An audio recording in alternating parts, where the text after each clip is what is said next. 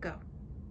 So, I think Connecticut has always been a leader in understanding child maltreatment and child protection. All of our tools and assessments and the things that we've used over the years to understand abuse or neglect, we understand it because it's the work we do every day. But I'm glad that you brought the decision to develop a safety practice model here, because just because we understand it doesn't mean that everyone is speaking the same language.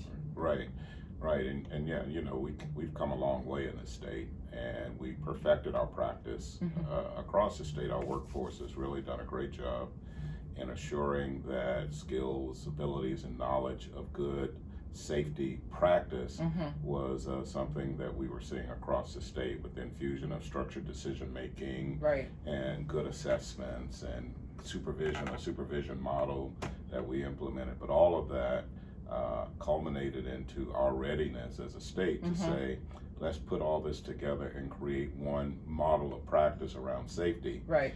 that we can be assured that when we talk about safety in Connecticut, every office, regardless of where they are, Torrington or if it's in Hartford, are practicing the same way, doing the same thing. Yeah, you see slight variability from office to office, sometimes even unit to unit. Right. So, the importance of it consistently driving that through line within the department, I think is key here. But it also has its parallel on the outside.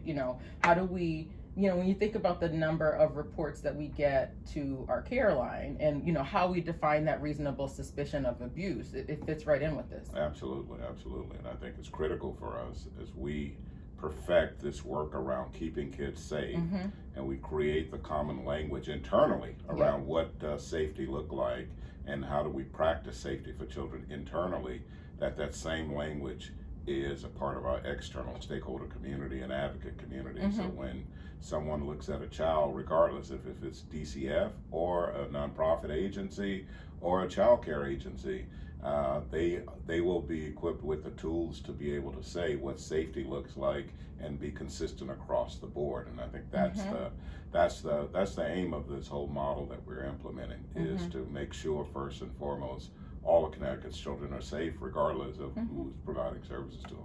I think, that has utility with law enforcement and our healthcare professionals, education professionals, as they look to try to make sure that what they're reporting to us is indeed a reasonable suspicion of abuse of a child, and it's child protection, and not I'm going to report this because I'm protecting my job.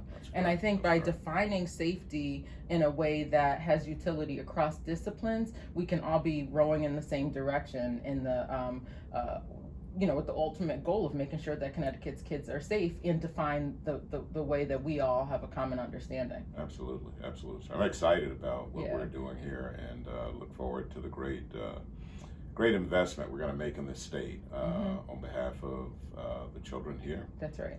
We're doing good things. That's right. All right.